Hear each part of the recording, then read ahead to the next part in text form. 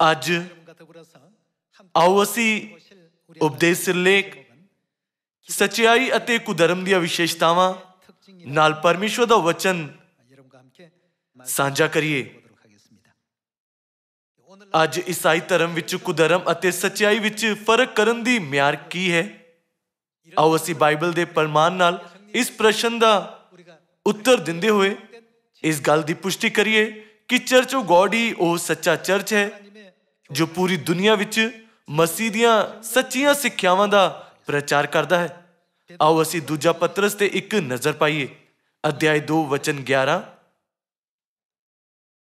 ਪਰ ਉਹਨਾਂ ਲੋਕਾਂ ਵਿੱਚ ਝੂਠੇ ਨਬੀ ਵੀ ਉੱਠੇ, ਜਿਵੇਂ ਤੁਹਾਡੇ ਵਿੱਚ ਵੀ ਝੂਠੇ ਗੁਰੂ ਹੋਣਗੇ, ਜਿਹੜੇ ਨਾਸ ਕਰਨ ਵਾਲਿਆਂ ਕਿਸ ਨੂੰ ਅੰਦਰ ਲਿਆਉਣਗੇ? ਬਿਦਤਾਂ ਚੋਰੀ ਅੰਦਰ ਲਿਆਉਣਗੇ ਅਤੇ ਉਸ ਸਵਾਮੀ ਦਾ ਜਿਹਨੇ ਉਹਨਾਂ ਨੂੰ ਮੁੱਲਿਆ ਸੀ ਇਨਕਾਰ ਕਰਕੇ ਛੇਤੀ ਆਪਣਾ ਨਾਸ ਕਰਾਉਣਗੇ। ਅਰ ਬਹੁਤੇ ਉਹਨਾਂ ਦੇ ਲੁਚਪੁਣੇ ਦੇ ਮਗਰ ਲੱਗ ਤੁਰਨਗੇ ਅਤੇ ਉਹਨਾਂ ਦੇ ਕਾਰਨ ਸੱਚਾਈ ਦੇ ਮਾਰਗ ਦੀ ਬਦਨਾਮੀ ਕੀਤੀ ਜਾਵੇਗੀ ਅਤੇ ਲੋਭ ਦੇ ਮਾਰੇ ਉਹ ਬਨਾਵਟ ਦੀਆਂ ਗੱਲਾਂ ਨਾਲ ਤੁਹਾਨੂੰ ਖੱਟੀ ਦਾ ਢੰਗ ਬਣਾ ਛੱਡਣਗੇ ਅਤੇ ਉਹਨਾਂ ਉੱਤੇ ਸਜ਼ਾ ਦਾ ਹੁਕਮ ਜਿਹੜਾ ਚਰਕੋਣਾ ਹੀ ਹੋਇਆ ਹੈ ਟਿਲ ਨਹੀਂ ਕਰਦਾ ਅਤੇ ਉਹਨਾਂ ਦਾ ਨਾਸ ਉਗਲਾਉਂਦਾ ਨਹੀਂ। ਦੂਸਰੇ ਸ਼ਬਦਾਂ ਵਿੱਚ ਕੁਧਰਮ ਦਾ ਪ੍ਰਚਾਰ ਕਰਨ ਵਾਲਿਆਂ ਦੇ ਲਈ ਪਰਮੇਸ਼ਵਰ ਨੇ ਨਾਸ ਤਿਆਰ ਕਰਕੇ ਰੱਖਿਆ ਹੈ। ਦੂਜਾ ਪਤਰਸ ਅਧਿਆਇ 2 ਵਿੱਚ ਸ਼ਬਦ ਬਿਦਤਾ ਮਤਲਬ ਕੁਧਰਮ ਦਾ ਇਸਤੇਮਾਲ ਕੌਣ ਕਰ ਰਿਹਾ ਹੈ? ਉਹ ਪਤਰਸ ਹੈ ਜਿਸਨੇ ਪਵਿੱਤਰ ਆਤਮਾ ਤੋਂ ਪ੍ਰੇਰਿਤ ਹੋ ਕੇ ਇਹਨਾਂ ਵਚਨਾਂ ਨੂੰ ਲਿਖਿਆ। ਦੂਜਾ ਪਤਰਸ ਅਧਿਆਇ 2 ਵਿੱਚ ਲਿਖਿਆ ਹੈ, ਜਿਹੜੇ ਨਾਸ ਕਰਨ ਵਾਲੀਆਂ ਬਿਦਤਾਂ ਚੋਰੀ ਅੰਦਰ ਲਿਆਉਣਗੇ। ਜਿਵੇਂ ਤੁਸੀਂ ਜਾਣਦੇ ਹੋ, ਪਤਰਸ ਕੁਧਰਮੀ ਨਹੀਂ ਸੀ ਅਤੇ ਨਾ ਹੀ ਚਰਚ ਆਫ ਗॉड ਜਿੱਥੇ ਉਹ ਜਾਂਦਾ ਸੀ। ਇਸ ਦੇ ਉਲਟ ਬਾਈਬਲ ਉਹਨਾਂ ਨੂੰ ਕੀ ਕਹਿੰਦੀ ਹੈ? ਜੋ ਚੋਰੀ ਨਾਸ ਕਰਨ ਵਾਲੀਆਂ ਬਿਦਤਾਂ ਅੰਦਰ ਲਿਆਉਂਦੇ ਹਨ। ਉਹਨਾਂ ਨੂੰ ਕੁਧਰਮੀਆਂ ਦੇ ਰੂਪ ਵਿੱਚ ਬਿਆਨ ਕੀਤਾ ਗਿਆ ਹੈ। ਪਰ ਜਿਸ ਚਰਚ ਵਿੱਚ ਪਤਰਸ ਜਾਂਦਾ ਸੀ, ਉਸ ਚਰਚ ਦੀਆਂ ਸਿੱਖਿਆਵਾਂ ਦੇ ਵਿਸ਼ੇ ਵਿੱਚ ਕੀ ਕਹੀਏ? ਉਹ ਸੱਚੀਆਂ ਸਿੱਖਿਆਵਾਂ ਹਨ।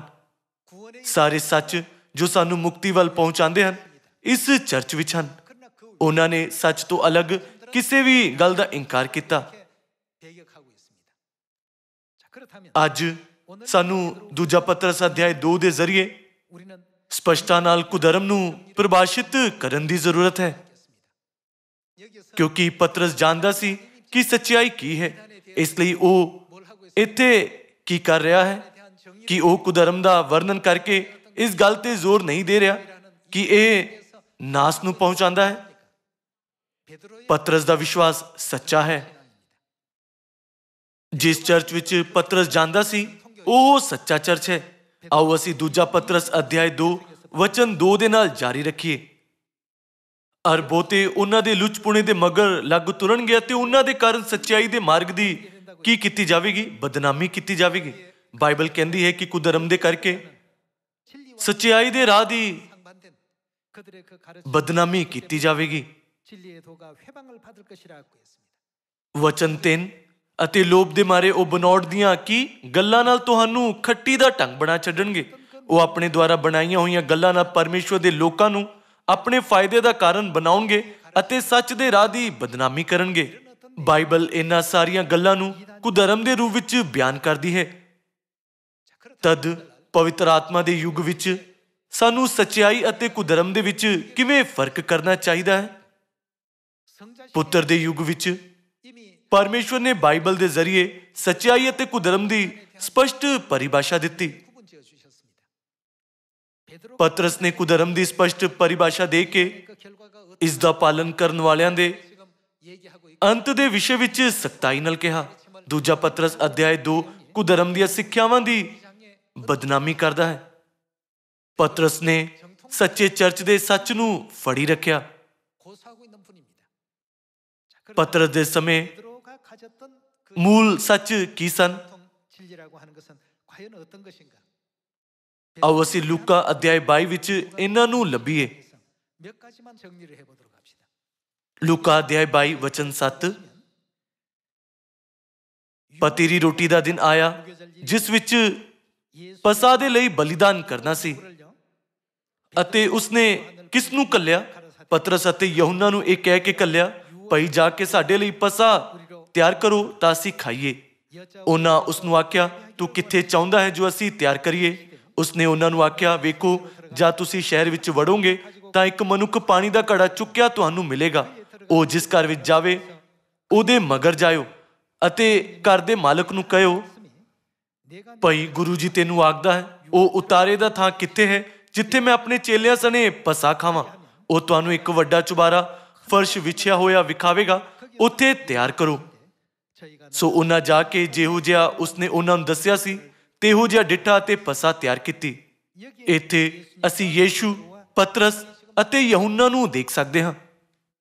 ਯੀਸ਼ੂ ਨੇ ਪਤਰਸ ਅਤੇ ਯਹੂਨਾ ਨੂੰ ਪਸਾ ਦੇ ਪਵਿੱਤਰ ਭੋਜ ਦੀ ਤਿਆਰੀ ਕਰਨ ਦੇ ਲਈ ਘੱਲਿਆ। ਆਓ ਅਸੀਂ ਵਚਨ 14 ਦੇਖੀਏ। ਜਾਂ ਘੜੀ ਪਸਾ ਦਾ ਸਮਾਂ ਆ ਪਹੁੰਚੀ ਤਾਂ ਉਹ ਖਾਣ ਬੈਠਾ ਤੇ ਰਸੂਲ ਉਹਦੇ ਨਾਲ ਬੈਠੇ। ਉਸਨੇ ਉਹਨਾਂ ਨੂੰ ਕਿਹਾ ਕਿ ਮੈਂ ਵੱਡੀ ਇੱਛਾ ਨਾਲ ਚਾਹਿਆ ਜੋ ਆਪਣੇ ਕਸ਼ਟ ਭੋਗਣ ਤੋਂ ਪਹਿਲਾਂ ਇਹ ਪਸਾ ਤੁਹਾਡੇ ਨਾਲ ਖਾਵਾਂ। ਯੀਸ਼ੂ ਨੇ ਇਸ ਤਰ੍ਹਾਂ ਪਸਾ ਨੂੰ ਸਥਾਪਿਤ ਕੀਤਾ। ਪਤਰਸ ਨੇ ਉਸੇ ਤਰ੍ਹਾਂ ਹੀ ਕੀਤਾ ਜਿਵੇਂ ਉਸਨੂੰ ਕਰਨ ਨੂੰ ਕਿਹਾ ਗਿਆ ਸੀ। ਸਿਰਫ ਇਸ ਸੱਚ ਨਾਲ ਅਸੀਂ ਇਹ ਫਰਕ ਕਰ ਸਕਦੇ ਹਾਂ ਕਿ ਕਿਹੜਾ ਚਰਚ ਸੱਚਾ ਹੈ ਅਤੇ ਕਿਹੜਾ ਚਰਚ ਕੁਧਰਮੀ ਹੈ। ਸਾਰੀਆਂ ਗੱਲਾਂ ਨੂੰ ਇੱਕ ਪਾਸੇ ਛੱਡ ਕੇ ਜੇਕਰ ਅਸੀਂ ਸਿਰਫ ਪਸਾ ਤੇ ਧਿਆਨ ਦਈਏ ਤਦ ਕਿਹੜਾ ਚਰਚ ਸੱਚਾ ਹੈ? ਉਹ ਚਰਚ ਜੋ ਪਸਾ ਮਨਾਉਂਦਾ ਹੈ। ਇਸ ਦੇ ਉਲਟ ਉਹਨਾਂ ਸਾਰੇ ਚਰਚਾਂ ਦੇ ਵਿਸ਼ੇ ਵਿੱਚ ਕੀ ਕਹੀਏ ਜੋ ਹੋਰ ਸਿਧਾਂਤਾਂ ਤੇ ਚੱਲਦੇ ਹਨ, ਉਹ ਸਭ ਕੁਧਰਮੀ ਹਨ। ਸਾਰੇ ਲੋਕੋ ਸਾਡਾ ਚਰਚ ਆਫ ਗੋਡ ਨੇ ਸੱਚੇ ਚਰਚ ਦੀਆਂ ਸੱਚਾਈਆਂ ਨੂੰ ਵਿਰਾਸਤ ਵਿੱਚ ਪਾ ਕੇ ਇਹਨਾਂ ਤੇ ਬੜੇ ਮਾਣ ਨਾਲ ਚੱਲ ਰਿਹਾ ਹੈ। ਇਸ ਲਈ ਅਸੀਂ ਦੁਨੀਆ ਦੇ ਪੂਰੇ ਲੋਕਾਂ ਨੂੰ ਮੂਲ ਸੱਚ ਦਾ ਪ੍ਰਚਾਰ ਕਰ ਰਹੇ ਹਾਂ, ਹੈ ਨਾ? ਪ੍ਰਕਾਸ਼ ਦੀ ਪੋਥੀ ਅਧਿਆਇ 22 ਵਿੱਚ ਰਸੂਲ ਯਹੂਨਾ ਕਹਿੰਦਾ ਹੈ, ਨਾ ਕੁਝ ਵਧਾਉਣਾ ਤੇ ਨਾ ਹੀ ਘਟਾਉਣਾ। ਗਲਾਤੀਆਂ ਅਧਿਆਇ 1 ਵਿੱਚ ਇਹ ਕਿਹਾ ਗਿਆ ਹੈ, ਉਸ ਖੁਸ਼ਖਬਰੀ ਤੋਂ ਬਿਨਾਂ ਜਿਹੜੀ ਅਸਾਂ ਤੁਹਾਨੂੰ ਸੁਣਾਈ ਸੀ ਕੋਈ ਹੋਰ ਖੁਸ਼ਖਬਰੀ ਤੁਹਾਨੂੰ ਸੁਣਾਵੇ ਤਾਂ ਉਹ ਸ਼ਰਾਪਤ ਹੋਵੇ, ਕਿਉਂਕਿ ਪਰਮੇਸ਼ਵਰ ਇਸ ਹੱਦ ਤੱਕ ਆਪਣੇ ਲੋਕਾਂ ਨੂੰ ਚੇਤਾਵਨੀ ਦਿੰਦੇ ਹਨ। ਤਦ ਕਿ ਅਸੀਂ ਇਹ ਸਿੱਟਾ ਨਹੀਂ ਕੱਢ ਸਕਦੇ ਕਿ ਜਦੋਂ ਤੱਕ ਅਸੀਂ ਮੂਲ ਸੱਚ ਤੇ ਨਾ ਚੱਲੀਏ ਤਦ ਤੱਕ ਕਦੀ ਵੀ ਮੁਕਤੀ ਨਹੀਂ ਪਾ ਸਕਦੇ। ਇਸ ਲਈ ਸਾਨੂੰ ਚਾਹੀਦਾ ਹੈ ਕਿ ਅਸੀਂ ਸੱਚਾਈ ਅਤੇ ਕੁਧਰਮ ਦੇ ਵਿੱਚ ਫਰਕ ਕਰੀਏ। ਸਾਨੂੰ ਇਸ ਫਰਕ ਨੂੰ ਪਛਾਣਨ ਵਿੱਚ ਕਾਬਿਲ ਹੋਣਾ ਚਾਹੀਦਾ ਹੈ ਕਿ ਸਾਨੂੰ ਘੱਟੋ ਘੱਟ ਇਸ ਗੱਲ ਤੇ ਵਿਚਾਰ ਕਰਨਾ ਨਹੀਂ ਚਾਹੀਦਾ ਕਿ ਕਿਉਂ ਪਤਰਸ ਨੇ ਕੁਧਰਮ ਤੋਂ ਦੂਸਰਿਆਂ ਦੀ ਰੱਖਿਆ ਕਰਕੇ ਕੁਧਰਮ ਦਾ ਇਨਕਾਰ ਕੀਤਾ। ਉਸ ਰਾਤ ਨੂੰ ਜਦੋਂ ਯੀਸ਼ੂ ਨੇ ਨਵੇਂ ਨੇਮ ਦੇ ਰੂਪ ਵਿੱਚ ਪਸਾ ਦੀ ਘੋਸ਼ਣਾ ਕੀਤੀ, ਉੱਥੇ ਪਤਰਸ ਅਤੇ ਯਹੂਨਾ ਵੀ ਸੀ। ਵਚਨ 19, ਤਾਂ ਉਸਨੇ ਰੋਟੀ ਲਈ ਅਤੇ ਸ਼ੁਕਰ ਕਰਕੇ ਤੋੜੀ ਅਤੇ ਇਹ ਕਹਿ ਕੇ ਉਹਨਾਂ ਨੂੰ ਦਿੱਤੀ ਕਿ ਇਹ ਮੇਰਾ ਸਰੀਰ ਹੈ ਜੋ ਤੁਹਾਡੇ ਬਦਲੇ ਦਿੱਤਾ ਜਾਂਦਾ ਹੈ, ਮੇਰੀ ਯਾਦਗਾਰੀ ਲਈ ਇਹ ਕਰਿਆ ਕਰੋ। ਅਤੇ ਖਾਣ ਦੇ ਪਿੱਛੋਂ ਇਸੇ ਤਰ੍ਹਾਂ ਉਸਨੇ ਪਿਆਲਾ, ਇਹ ਪਿਆਲਾ ਪਸਾ ਦੇ ਦਾਖਰਸ ਦਾ ਪਿਆਲਾ ਸੀ, ਦੇ ਕੇ ਕਿਹਾ ਕਿ ਇਹ ਪਿਆਲਾ ਮੇਰੇ ਲਹੂ ਵਿੱਚ ਜੋ ਤੁਹਾਡੇ ਲਈ ਵਹਾਇਆ ਜਾਂਦਾ ਹੈ ਨਵਾਂ ਨੇਮ ਹੈ। ਸੱਚੇ ਚਰਚ ਵਿੱਚ ਨਵੇਂ ਨੇਮ ਦਾ ਪਸਾ ਹੋਣਾ ਚਾਹੀਦਾ ਹੈ। ਸੱਚੇ ਚਰਚ ਦੀਆਂ ਸਾਰੀਆਂ ਵਿਸ਼ੇਸ਼ਤਾਵਾਂ ਬਾਈਬਲ ਵਿੱਚ ਪਾਈਆਂ ਜਾਂਦੀਆਂ ਹਨ। ਸਾਡਾ ਚਰਚ ਇਸ ਤਰ੍ਹਾਂ ਦਾ ਚਰਚ ਹੈ ਜੋ ਯੀਸ਼ੂ ਅਤੇ ਰਸੂਲਾਂ ਦੇ ਚੱਲੇ ਸੱਚ ਅਰਥਾਤ ਨਵੇਂ ਨੇਮ ਦੇ ਸੱਚ ਤੇ ਚੱਲਦਾ ਹੈ, ਜਿਸ ਨੂੰ ਯੀਸ਼ੂ ਨੇ ਸਾਡੀ ਮੁਕਤੀ ਕਰਨ ਦੇ ਲਈ ਪ੍ਰਦਾਨ ਕੀਤਾ ਹੈ। ਜੇਕਰ ਸਾਨੂੰ ਕੁਧਰਮੀ ਕਿਹਾ ਜਾਂਦਾ ਹੈ ਤਦ ਕੌਣ ਵੀ ਕੁਧਰਮੀ ਬਣਦਾ ਹੈ? ਯੀਸ਼ੂ ਵੀ ਕੁਧਰਮੀ ਬਣਦੇ ਹਨ ਅਤੇ ਪਤਰਸ ਵੀ। ਕੀ ਪਤਰਸ ਕੁਧਰਮੀ ਹੈ? ਕੀ ਯਹੂਨਾ ਕੁਧਰਮੀ ਹੈ? ਯੀਸ਼ੂ ਅਤੇ ਰਸੂਲਾਂ ਦੇ ਚੱਲੇ ਸਾਰੇ ਸੱਚ ਤੇ ਹੁਣ ਚਰਚ ਆਫ ਗੋਡ ਚੱਲਦਾ ਹੈ। ਸਾਡੇ ਕੋਲ ਨਵਾਂ ਨਾਮ, ਨਵਾਂ ਗੀਤ, ਲੇਲਾ ਅਤੇ ਲੇਲੇ ਦੀ ਪਤਨੀ ਹੈ। ਆਓ ਅਸੀਂ ਪਹਿਲਾ ਕੁਰਿੰਥੀਓ ਅਧਿਆਇ 1 ਵਚਨ 1 ਤੇ ਜਾਈਏ। ਪਹਿਲਾ ਕੁਰਿੰਥੀਓ ਅਧਿਆਇ 1 ਵਚਨ 2। ਅੱਗੇ ਜੋ ਪਰਮੇਸ਼ਵਰ ਦੀ ਕਲੀਸਿਆ ਨੂੰ ਜਿਹੜੀ ਕੁਰਿੰਥੀਸ ਵਿੱਚ ਹੈ, ਅਰਥਾਤ ਉਹਨਾਂ ਨੂੰ ਜਿਹੜੇ ਮਸੀਹ ਯੀਸ਼ੂ ਵਿੱਚ ਪਵਿੱਤਰ ਕੀਤੇ ਹੋਏ ਅਤੇ ਸੰਤ ਹੋਣ ਲਈ ਸੱਦੇ ਹੋਏ ਹਨ, ਉਹਨਾਂ ਸਭਨਾਂ ਸਣੇ ਜਿਹੜੇ ਹਰੇਕ ਥਾਂ ਸਾਡੇ ਪ੍ਰਭੂ ਯੀਸ਼ੂ ਮਸੀਹ ਦਾ ਨਾਮ ਲੈਂਦੇ ਹਨ, ਜੋ ਉਹਨਾਂ ਦਾ ਨਾਲੇ ਸਾਡਾ ਪ੍ਰਭੂ ਹੈ। ਸਾਡੇ ਪਿਤਾ ਪਰਮੇਸ਼ਵਰ ਅਤੇ ਪ੍ਰਭੂ ਯੀਸ਼ੂ ਮਸੀਹ ਦੇ ਵੱਲੋਂ ਤੁਹਾਨੂੰ ਕਿਰਪਾ ਅਤੇ ਸ਼ਾਂਤੀ ਹੁੰਦੀ ਰਹੇ। ਰਸੂਲ ਪੌਲੁਸ ਨੇ ਕੁਰਿੰਥੀਸ ਵਿੱਚ ਸਥਿਤ ਚਰਚ ਨੂੰ ਕੀ ਬੁਲਾਇਆ? ਉਸਨੇ ਸੱਚੇ ਚਰਚ ਨੂੰ ਚਰਚ ਆਫ ਗੋਡ ਕਿਹਾ। ਜਦੋਂ ਅਸੀਂ ਇਸ ਤਰ੍ਹਾਂ ਦੇ ਲੋਕਾਂ ਨੂੰ ਮਿਲਦੇ ਹਾਂ ਜੋ ਸੱਚਾਈ ਅਤੇ ਕੁਧਰਮ ਤੇ ਵਿਚਾਰ ਕਰ ਰਹੇ ਹਨ, ਤਦ ਅਸੀਂ ਬਾਈਬਲ ਤੋਂ ਸਪਸ਼ਟਤਾ ਅਤੇ ਆਸਾਨੀ ਨਾਲ ਦਿਖਾ ਸਕਦੇ ਹਾਂ ਕਿ ਚਰਚ ਆਫ ਗੋਡ ਵਿੱਚ ਉਹ ਪੂਰਾ ਸੱਚ ਹੈ ਜਿਸ ਤੇ ਯੀਸ਼ੂ ਮਸੀਹ ਅਤੇ ਉਹਨਾਂ ਦੇ ਰਸੂਲ ਚੱਲੇ ਸਨ। ਕਿਰਪਾ ਆਪਣੇ ਆਪ ਜਾਂਚ ਕਰੋ ਕਿ ਐਤਵਾਰ ਦੀ ਆਰਾਧਨਾ ਜਾਂ ਕ੍ਰਿਸਮਸ ਯੀਸ਼ੂ ਤੋਂ ਆਇਆ ਹੈ ਜਾਂ ਨਹੀਂ। ਕੀ ਇਹ ਯੀਸ਼ੂ ਤੋਂ ਆਏ? ਨਹੀਂ। ਇਸ ਲਈ ਰਸੂਲ ਪੌਲੁਸ ਚਿੰਤਾ ਵਿੱਚ ਸੀ। ਪਰਮੇਸ਼ਵਰ ਦੇ ਲੋਕਾਂ ਨੂੰ ਕੁਧਰਮ ਦੇ ਫਾਹੇ ਵਿੱਚ ਪੈਣ ਤੋਂ ਰੋਕਣ ਲਈ ਸਾਨੂੰ ਬਾਈਬਲ ਦੇ ਵਚਨਾਂ ਨਾਲ ਕੀ ਕਰਨਾ ਚਾਹੀਦਾ ਹੈ? ਬਾਈਬਲ ਵਿੱਚ ਨਾ ਤਾਂ ਕਦੀ ਕੁਝ ਵਧਾਉਣਾ ਅਤੇ ਨਾ ਹੀ ਇਸ ਵਿੱਚੋਂ ਕੁਝ ਘਟਾਉਣਾ ਚਾਹੀਦਾ ਹੈ। ਕਿ ਉਹਨਾਂ ਨੇ ਇਸ ਗੱਲ ਤੇ ਬਹੁਤ ਜ਼ਿਆਦਾ ਜ਼ੋਰ ਨਹੀਂ ਦਿੱਤਾ? ਅੱਜ ਜਦੋਂ ਲੋਕ ਇਸ ਸੱਚ ਨੂੰ ਜਿਸ ਦਾ ਅਸੀਂ ਪੂਰੇ ਸਾਮਰੀਆ ਵਿੱਚ ਅਤੇ ਧਰਤੀ ਦੀ ਹੱਦ ਤੱਕ ਪ੍ਰਚਾਰ ਕਰ ਰਹੇ ਹਾਂ ਆਪਣੇ ਦਿਲਾਂ ਤੇ ਲਿਖ ਲੈਣਗੇ, ਤਦ ਉਹ ਕਿਸ ਨੂੰ ਜਾਣ ਲੈਣਗੇ? ਉਹ ਪਿਤਾ ਪਰਮੇਸ਼ਵਰ ਅਤੇ ਮਾਤਾ ਪਰਮੇਸ਼ਵਰ ਨੂੰ ਜਾਣ ਲੈਣਗੇ ਜਿਨ੍ਹਾਂ ਨੇ ਇਸ ਯੁੱਗ ਵਿੱਚ ਆ ਕੇ ਸਾਡੇ ਸਿਯੋਨ ਨੂੰ ਸਥਾਪਿਤ ਕੀਤਾ ਹੈ। ਉਹ ਕਹਿਣਗੇ ਇਹ ਸੱਚਮੁੱਚ ਸਾਡੀ ਮੁਕਤੀ ਦੀ ਪਨਾਹ ਹੈ ਜਿਸ ਨੂੰ ਪਰਮੇਸ਼ਵਰ ਨੇ ਸਥਾਪਿਤ ਕਰਕੇ ਸਾਨੂੰ ਪ੍ਰਦਾਨ ਕੀਤਾ ਹੈ। ਮੈਂ ਤੁਹਾਨੂੰ ਸਾਰਿਆਂ ਨੂੰ ਇਸ ਤਰ੍ਹਾਂ ਦੇ ਲੋਕ ਬਣਨ ਦੇ ਲਈ ਫਿਰ ਤੋਂ ਕਹਿਣਾ ਚਾਹੁੰਦਾ ਹਾਂ ਜੋ ਸੱਚਾਈ ਅਤੇ ਕੁਧਰਮ ਦੇ ਵਿੱਚ ਫਰਕ ਕਰ ਸਕਦੇ ਹਨ। ਸਿਰਫ ਰਸੂਲ ਪਤਰਸ ਨੇ ਹੀ ਨਹੀਂ, ਪਰ ਰਸੂਲ ਯਹੂਨਾ ਨੇ ਵੀ ਸੱਚਾਈ ਅਤੇ ਕੁਧਰਮ ਦੇ ਵਿਸ਼ੇ ਵਿੱਚ ਕਿਹਾ। ਯਹੂਨਾ ਨੇ ਲਿਖਿਆ ਕਿ ਸਾਨੂੰ ਕੁਧਰਮੀਆਂ ਨੂੰ ਨਮਸਕਾਰ ਵੀ ਨਹੀਂ ਕਰਨਾ ਚਾਹੀਦਾ, ਪਰ ਸਾਨੂੰ ਕੀ ਕਰਨਾ ਚਾਹੀਦਾ ਹੈ? ਸਾਨੂੰ ਉਹਨਾਂ ਤੋਂ ਦੂਰ ਰਹਿਣਾ ਚਾਹੀਦਾ ਹੈ। ਕਿ ਬਾਈਬਲ ਸਖਤੀ ਨਾਲ ਚੇਤਾਵਨੀ ਨਹੀਂ ਦਿੰਦੀ ਕਿ ਅਸੀਂ ਕੁਧਰਮੀਆਂ ਤੋਂ ਦੂਰ ਰਹੀਏ? ਰਸੂਲ ਪੌਲੁਸ ਨੇ ਵੀ ਚੇਤਾਵਨੀ ਦਿੱਤੀ। ਪਤਰਸ ਅਤੇ ਯਹੂਨਾ ਦੇ ਨਾਲ ਨਾਲ ਰਸੂਲ ਪੌਲੁਸ ਨੇ ਵੀ ਕੁਧਰਮੀਆਂ ਨੂੰ ਚੇਤਾਵਨੀ ਦਿੱਤੀ। ਉਹ ਸਭ ਕਿਸ ਚਰਚ ਵਿੱਚ ਜਾਂਦੇ ਸੀ? ਉਹ ਯੀਸ਼ੂ ਦੇ ਸਥਾਪਿਤ ਚਰਚ ਆਫ ਗੋਡ ਵਿੱਚ ਜਾਂਦੇ ਸੀ। ਜਦੋਂ ਲੋਕ ਸੁਣਦੇ ਹਨ ਕਿ ਪਤਰਸ ਅਤੇ ਪੌਲੁਸ ਚਰਚ ਆਫ ਗੋਡ ਜਾਂਦੇ ਸੀ, ਤਦ ਉਹ ਪੁੱਛਦੇ ਹਨ ਕਿ ਇਹ ਸੱਚਮੁੱਚ ਬਾਈਬਲ ਵਿੱਚ ਹੈ। ਆਓ ਅਸੀਂ ਗਲਾਤੀਆਂ ਅਧਿਆਇ 2 ਵਚਨ 4 ਦੇਖੀਏ।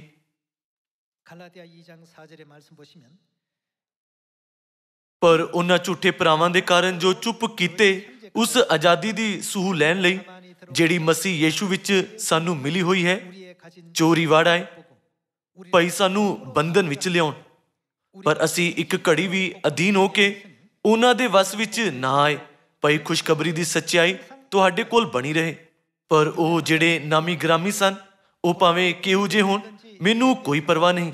ਪਰਮੇਸ਼ਵਰ ਕਿਸੇ ਮਨੁੱਖ ਦਾ ਪੱਖਪਾਤ ਨਹੀਂ ਕਰਦਾ। ਮੈਂ ਕਹਿੰਦਾ ਹਾਂ ਭਾਈ ਜਿਹੜੇ ਨਾਮੀ ਗ੍ਰਾਮੀ ਸਨ ਉਹਨਾਂ ਤੋਂ ਮੈਨੂੰ ਕੁਝ ਪ੍ਰਾਪਤ ਨਾ ਹੋਇਆ, ਸਗੋਂ ਉਲਟਾ ਜਾਂ ਉਹਨਾਂ ਨੇ ਡਿੱਠਾ ਭਾਈ ਅਸੁੰਨਤੀਆਂ ਲਈ ਖੁਸ਼ਖਬਰੀ ਦਾ ਕੰਮ ਮੈਨੂੰ ਸੌਂਪਿਆ ਗਿਆ, ਜਿਵੇਂ ਸੁਨਤੀਆਂ ਲਈ ਪਤਰਸ ਨੂੰ, ਕਿਉਂਕਿ ਜਿਹਨੇ ਸੁਨਤੀਆਂ ਦੇ ਵਿਖੇ ਰਸੂਲ ਦੀ ਪਦਵੀ ਲਈ ਪਤਰਸ ਵਿੱਚ ਅਸਰ ਕੀਤਾ, ਉਹਨੇ ਪਰਾਈਆਂ ਕੌਮਾਂ ਦੇ ਲਈ ਮੇਰੇ ਵਿੱਚ ਵੀ ਅਸਰ ਕੀਤਾ। ਪਤਰਸ ਸੁਨਤ ਕੀਤੇ ਹੋਇਆਂ ਦਾ ਰਸੂਲ ਬਣਿਆ। ਗੈਰ ਕੌਮਾਂ ਦਾ ਰਸੂਲ ਕੌਣ ਬਣਿਆ? ਗਲਾਤੀਆਂ ਦੀ ਪੁਸਤਕ ਕਿਸ ਨੇ ਲਿਖੀ ਸੀ? ਕੀ ਉਹ ਰਸੂਲ ਪੌਲੁਸ ਨਹੀਂ ਸੀ? ਇੱਥੇ ਜੋ ਲਿਖਿਆ ਹੈ ਕਿ ਇਸ ਦੇ ਅਨੁਸਾਰ ਪਤਰਸ ਅਤੇ ਪੌਲੁਸ ਅਲੱਗ-ਅਲੱਗ ਚਰਚ ਜਾਂਦੇ ਸੀ। ਉਹ ਇੱਕ ਹੀ ਚਰਚ ਜਾਂਦੇ ਸੀ। ਕੀ ਪਤਰਸ ਅਤੇ ਪੌਲੁਸ ਦੋਨਾਂ ਨੇ ਪਸਾ ਦਾ ਪਰਵ ਮਨਾਇਆ ਜਾਂ ਨਹੀਂ? ਪਹਿਲਾ ਕੁਰਿੰਥੀਓ 11 ਦੇ ਅਨੁਸਾਰ ਰਸੂਲ ਪੌਲੁਸ ਨੇ ਕਿਹਾ, ਮੈਂ ਤਾਂ ਇਹ ਗੱਲ ਪ੍ਰਭੂ ਤੋਂ ਪਾਈ ਸੀ ਜਿਹੜੀ ਤੁਹਾਨੂੰ ਸੌਂਪ ਦਿੱਤੀ। ਭਾਈ ਪ੍ਰਭੂ ਯੀਸ਼ੂ ਨੇ ਜਿਸ ਰਾਤ ਤੋਂ ਫੜਵਾਇਆ ਗਿਆ ਸੀ, ਰੋਟੀ ਲਈ ਅਤੇ ਸ਼ੁਕਰ ਕਰਕੇ ਤੋੜੀ। ਪੌਲੁਸ ਕੀ ਸਮਝਾ ਰਿਹਾ ਹੈ? ਉਹ ਪਸਾ ਦੇ ਦ੍ਰਿਸ਼ ਦਾ ਵਰਣਨ ਕਰ ਰਿਹਾ ਸੀ। ਪਰ ਅੱਜ ਦੇ ਕੁਧਰਮੀਆਂ ਦੇ ਵਿਸ਼ੇ ਵਿੱਚ ਕੀ ਕਹੀਏ ਕਿ ਉਹ ਜੀਵਨ ਦਾ ਸੱਚ ਪਸਾ ਮਨਾਉਂਦੇ ਹਨ। ਇਹ ਗੱਲ ਕਿ ਉਹਨਾਂ ਦੇ ਕੋਲ ਪਸਾ ਨਹੀਂ ਸਾਬਿਤ ਕਰਦੀ ਹੈ ਕਿ ਉਹ ਸੱਚੇ ਨਹੀਂ ਹਨ। ਉਹ ਸਭ ਝੂਠੇ ਹਨ। ਅੱਜ ਸਾਡੇ ਆਲੇ ਦੁਆਲੇ ਬਹੁਤ ਸਾਰੇ ਝੂਠੇ ਚਰਚ ਹਨ। ਸਾਨੂੰ ਸਾਰਿਆਂ ਨੂੰ ਚਾਹੀਦਾ ਹੈ ਕਿ ਅਸੀਂ ਸੱਚਾਈ ਅਤੇ ਕੁਧਰਮ ਦੇ ਵਿੱਚ ਫਰਕ ਕਰੀਏ। ਪਰਮੇਸ਼ਵਰ ਜਿਨ੍ਹਾਂ ਨੇ ਪਤਰਸ ਤੋਂ ਰਸੂਲ ਦਾ ਕੰਮ ਵੱਡੇ ਪ੍ਰਭਾਵ ਨਾਲ ਕਰਾਇਆ, ਉਸਨੇ ਮੈਨੂੰ ਵੀ ਗੈਰ ਕੌਮਾਂ ਵਿੱਚ ਪ੍ਰਭਾਵਸ਼ਾਲੀ ਕੰਮ ਕਰਵਾਇਆ। ਇਹ ਇਸ ਗੱਲ ਦੀ ਪੁਸ਼ਟੀ ਕਰਦਾ ਹੈ ਕਿ ਪਤਰਸ ਅਤੇ ਪੌਲੁਸ ਇੱਕ ਹੀ ਚਰਚ ਜਾਂਦੇ ਸੀ। ਆਓ ਅਸੀਂ ਇੱਕ ਹੋਰ ਵਾਰ ਪੁਸ਼ਟੀ ਕਰੀਏ ਕਿ ਪਤਰਸ ਅਤੇ ਪੌਲੁਸ ਨੇ ਪਸਾ ਮਨਾਇਆ ਸੀ। ਆਓ ਅਸੀਂ ਪਹਿਲਾ ਕੁਰਿੰਥੀਓ ਅਧਿਆਇ 11 ਤੇ ਜਾਈਏ। ਬਾਈਬਲ ਦੇ ਜ਼ਰੀਏ ਅਸੀਂ ਸੱਚੇ ਚਰਚ ਅਤੇ ਕੁਧਰਮੀ ਚਰਚਾਂ ਦੇ ਵਿੱਚ ਫਰਕ ਕਰ ਸਕਦੇ ਹਾਂ। ਇਸ ਲਈ ਸਾਨੂੰ ਕੁਧਰਮੀਆਂ ਦੇ ਝੂਠ ਤੋਂ ਧੋਖਾ ਨਹੀਂ ਖਾਣਾ ਚਾਹੀਦਾ, ਭਾਵੇਂ ਉਹ ਬਹੁਤ ਸਾਰਾ ਝੂਠ ਅਤੇ ਬੇਇੱਜ਼ਤੀ ਵਾਲੀਆਂ ਗੱਲਾਂ ਬੋਲਣ। ਮੈਂ ਅਤੇ ਤੁਸੀਂ ਇਸ ਤਰ੍ਹਾਂ ਦੇ ਲੋਕ ਹਾਂ ਜਿਨ੍ਹਾਂ ਨੂੰ ਪਰਮੇਸ਼ਵਰ ਨੇ ਬਾਈਬਲ ਵਿੱਚ ਲਿਖੇ ਮੂਲ ਸੱਚ ਤੇ ਚੱਲਣ ਦੀ ਇਜਾਜ਼ਤ ਦਿੱਤੀ ਹੈ ਨਾ। ਅਸੀਂ ਮੂਲ ਸੱਚ ਦੀ ਰੱਖਿਆ ਕਰਨ ਵਾਲੇ ਹਾਂ, ਕਿਉਂਕਿ ਪਰਮੇਸ਼ਵਰ ਨੇ ਸਾਨੂੰ ਸੱਚ ਦੀ ਰੱਖਿਆ ਕਰਨ ਵਾਲੇ ਦੇ ਰੂਪ ਵਿੱਚ ਬੁਲਾਇਆ। ਇਸ ਲਈ ਸਾਨੂੰ ਸਾਰੇ ਦੇਸ਼ਾਂ ਨੂੰ ਬਚਾਉਣ ਦਾ ਮਿਸ਼ਨ ਚੁੱਕਣਾ ਚਾਹੀਦਾ ਹੈ। ਸਾਨੂੰ ਇਸ ਨੂੰ ਸਿਰਫ ਆਪਣੇ ਕੋਲ ਹੀ ਨਹੀਂ ਰੱਖਣਾ ਚਾਹੀਦਾ, ਪਰ ਇਸ ਨੂੰ ਉਹਨਾਂ ਨੂੰ ਵੀ ਜਾਣਨ ਦੇਣਾ ਚਾਹੀਦਾ ਹੈ। ਸਾਨੂੰ ਚਾਹੀਦਾ ਹੈ ਕਿ ਅਸੀਂ ਉਹਨਾਂ ਨੂੰ ਇਸ ਨੂੰ ਮੰਨਣਾ ਸਿਖਾ ਕੇ ਉਹਨਾਂ ਦੀ ਅਗਵਾਈ ਕਰੀਏ। ਆਓ ਅਸੀਂ ਪਹਿਲਾ ਕੁਰਿੰਥੀਓ ਅਧਿਆਇ 11 ਵਚਨ 23 ਦੇਖੀਏ। ਮੈਂ ਤਾਂ ਇਹ ਗੱਲ ਪ੍ਰਭੂ ਤੋਂ ਪਾਈ ਸੀ ਜਿਹੜੀ ਤੁਹਾਨੂੰ ਸੌਂਪ ਦਿੱਤੀ। ਭਾਈ ਪ੍ਰਭੂ ਯੀਸ਼ੂ ਨੇ ਜਿਸ ਰਾਹ ਤੋਂ ਫੜਵਾਇਆ ਗਿਆ ਸੀ, ਰੋਟੀ ਲਈ ਅਤੇ ਸ਼ੁਕਰ ਕਰਕੇ ਤੋੜੀ ਅਤੇ ਕਿਹਾ, ਇਹ ਮੇਰਾ ਸਰੀਰ ਹੈ ਜੋ ਤੁਹਾਡੇ ਲਈ ਹੈ, ਮੇਰੀ ਯਾਦਗਾਰੀ ਲਈ ਇਹ ਕਰਿਆ ਕਰੋ। ਇਸੇ ਤਰ੍ਹਾਂ ਉਸਨੇ ਭੋਜਨ ਖਾਣ ਦੇ ਪਿੱਛੋਂ ਪਿਆਲਾ ਵੀ ਲਿਆ ਅਤੇ ਕਿਹਾ, ਜੋ ਇਹ ਪਿਆਲਾ ਮੇਰੇ ਲਹੂ ਵਿੱਚ ਨਵਾਂ ਨੇਮ ਹੈ। ਜਦ ਕਦੇ ਤੁਸੀਂ ਇਹਨੂੰ ਪੀਵੋ ਤਾਂ ਮੇਰੀ ਯਾਦਗਾਰੀ ਲਈ ਇਹ ਕਰਿਆ ਕਰੋ, ਕਿਉਂਕਿ ਜਦ ਕਦੇ ਤੁਸੀਂ ਇਹ ਰੋਟੀ ਖਾਓ ਅਤੇ ਪਿਆਲਾ ਪੀਓ ਤਾਂ ਤੁਸੀਂ ਪ੍ਰਭੂ ਦੀ ਮੌਤ ਦਾ ਪ੍ਰਚਾਰ ਕਰਦੇ ਰਹਿੰਦੇ ਹੋ ਜਦ ਤੱਕ ਉਹ ਨਾ ਆਵੇ। ਪਹਿਲਾ ਕੁਰਿੰਥੀਓ ਦੀ ਪੁਸਤਕ ਕਿਸ ਨੇ ਲਿਖੀ ਸੀ? ਰਸੂਲ ਪੌਲੁਸ ਨੇ ਕੀ ਕਿਹਾ? ਜੋ ਗੱਲ ਪੌਲੁਸ ਨੇ ਉਹਨਾਂ ਨੂੰ ਸੌਂਪੀ ਉਹ ਉਸਨੇ ਕਿਸ ਕੋਲੋਂ ਪਾਈ? ਮੈਂ ਤਾਂ ਇਹ ਗੱਲ ਪ੍ਰਭੂ ਤੋਂ ਪਾਈ ਸੀ। ਉਸਨੇ ਕਿਹਾ ਕਿ ਉਸਨੂੰ ਨਵੇਂ ਨੇਮ ਦਾ ਪਸਾ ਮਸੀਹ ਤੋਂ ਪ੍ਰਾਪਤ ਹੋਇਆ ਹੈ। ਤਦ ਜਿਸ ਚਰਚ ਵਿੱਚ ਨਵੇਂ ਨੇਮ ਦਾ ਪਸਾ ਦਾ ਸੱਚ ਹੈ, ਉਹ ਸੱਚਾ ਚਰਚ ਹੈ ਜਾਂ ਕੁਧਰਮੀ ਚਰਚ? ਉਹ ਸਿਰਫ ਚਰਚ ਆਫ ਗॉड ਹੈ ਜੋ ਯੀਸ਼ੂ ਅਤੇ ਰਸੂਲਾਂ ਤੋਂ ਪ੍ਰਾਪਤ ਹੋਈਆਂ ਗੱਲਾਂ ਮੰਨਦਾ ਹੈ। ਅੱਜ ਸਿਰਫ ਪਸਾ ਦਾ ਸੱਚ ਨਹੀਂ, ਪਰ ਪਰਮੇਸ਼ਵਰ ਤੋਂ ਆਈਆਂ ਹੋਈਆਂ ਨਵੇਂ ਨੇਮ ਦੀਆਂ ਸਾਰੀਆਂ ਵਿਧੀਆਂ ਸਿਰਫ ਚਰਚ ਆਫ ਗॉड ਵਿੱਚ ਹਨ। ਪਰ ਕਿ ਤੁਸੀਂ ਮੀਡੀਆ ਵਿੱਚ ਦਿਖਾਏ ਗਏ ਚਰਚਾਂ ਵਿੱਚ ਕੁਧਰਮੀ ਦੀਆਂ ਵਿਸ਼ੇਸ਼ਤਾਵਾਂ ਨਹੀਂ ਦੇਖਦੇ? ਉਹ ਨਾ ਤਾਂ ਪਸਾ ਮਨਾਉਂਦੇ ਹਨ ਅਤੇ ਨਾ ਹੀ ਸਬਤ ਮਨਾਉਂਦੇ ਹਨ। ਉਹ ਆਰਾਧਨਾ ਦੇ ਦੌਰਾਨ ਸਿਰ ਨਹੀਂ ਕੱਜਦੀਆਂ। ਇਸ ਦੇ ਬਦਲੇ ਉਹ ਸਲੀਬ ਖੜੀ ਕਰਦੇ ਹਨ ਅਤੇ ਕ੍ਰਿਸਮਸ ਵੀ ਮਨਾਉਂਦੇ ਹਨ, ਜੋ ਬਾਈਬਲ ਵਿੱਚ ਨਹੀਂ ਹੈ। ਅਸੀਂ ਨਹੀਂ ਸਮਝ ਸਕਦੇ ਕਿ ਉਹ ਕਿਉਂ ਸੱਚੇ ਹੋਣ ਦਾ ਦਾਅਵਾ ਕਰਦੇ ਹਨ। ਸਾਨੂੰ ਚਾਹੀਦਾ ਹੈ ਕਿ ਅਸੀਂ ਹਮੇਸ਼ਾ ਬਾਈਬਲ ਦੇ ਜ਼ਰੀਏ ਸੱਚ ਅਰਥਾਤ ਪਰਮੇਸ਼ਵਰ ਦੇ ਵਚਨ ਨੂੰ ਕੁਧਰਮ ਨਾਲੋਂ ਫਰਕ ਕਰਨ ਵਿੱਚ ਕਾਬਿਲ ਬਣੀਏ। ਕਿ ਇਹ ਗੱਲ ਕਿ ਪੌਲੁਸ ਨੇ ਪਸਾ ਮਨਾਇਆ ਸੀ, ਇਸ ਗੱਲ ਨੂੰ ਸਾਬਿਤ ਨਹੀਂ ਕਰਦੀ ਕਿ ਰਸੂਲ ਪੌਲੁਸ, ਪਤਰਸ ਅਤੇ ਯਹੂਨਾ ਇੱਕ ਹੀ ਚਰਚ ਜਾਂਦੇ ਸੀ। ਉਹ ਚਰਚ ਆਫ ਗॉड ਹੈ। ਆਓ ਅਸੀਂ ਇਹ ਨਾ ਭੁੱਲੀਏ ਕਿ ਸਾਡਾ ਚਰਚ ਆਫ ਗॉड ਰਸੂਲਾਂ ਦੇ ਯੁੱਗ ਨਾਲ ਚੱਲਦਾ ਆ ਰਿਹਾ ਸੱਚਾ ਚਰਚ ਹੈ, ਜਿਸ ਨੂੰ ਯੀਸ਼ੂ ਨੇ ਸਥਾਪਿਤ ਕੀਤਾ ਸੀ।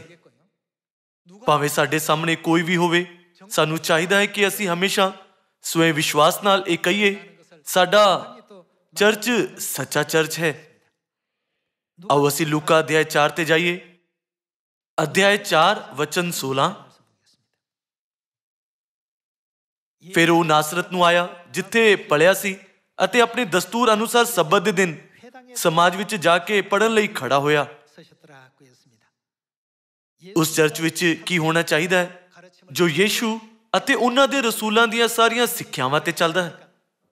ਉੱਥੇ ਸਬਤ ਦਾ ਨਿਯਮ ਹੋਣਾ ਚਾਹੀਦਾ ਹੈ। ਉੱਥੇ ਸਬਤ ਦੇ ਦਿਨ ਦੀ ਆਰਾਧਨਾ ਦਾ ਨਿਯਮ ਹੋਣਾ ਚਾਹੀਦਾ ਹੈ।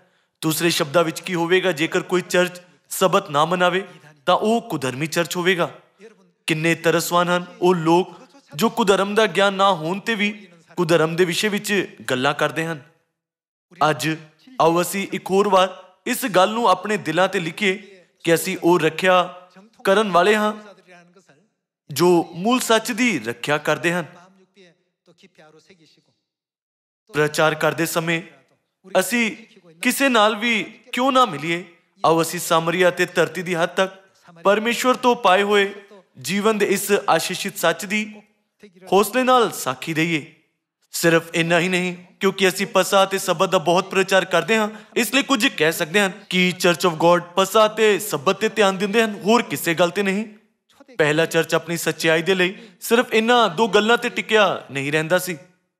ਆਓ ਅਸੀਂ ਪਹਿਲਾ ਕੁਰਿੰਥੀਓ ਦੀ ਪੁਸਤਕ ਤੇ ਜਾਈਏ, ਅਧਿਆਇ 11 ਵਚਨ 1।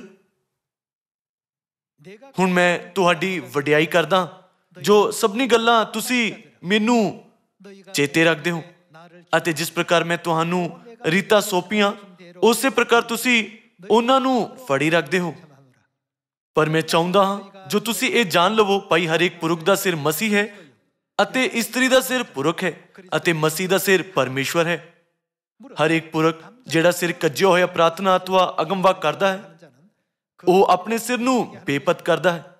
ਹਰੇਕ ਇਸਤਰੀ ਜਿਹੜੀ ਅਣਕੱਜੇ ਸਿਰ ਪ੍ਰਾਰਥਨਾ ਅਥਵਾ ਅਗਮਵਾਕ ਕਰਦੀ ਹੈ, ਉਹ ਆਪਣੇ ਸਿਰ ਨੂੰ ਬੇਪਤ ਕਰਦੀ ਹੈ।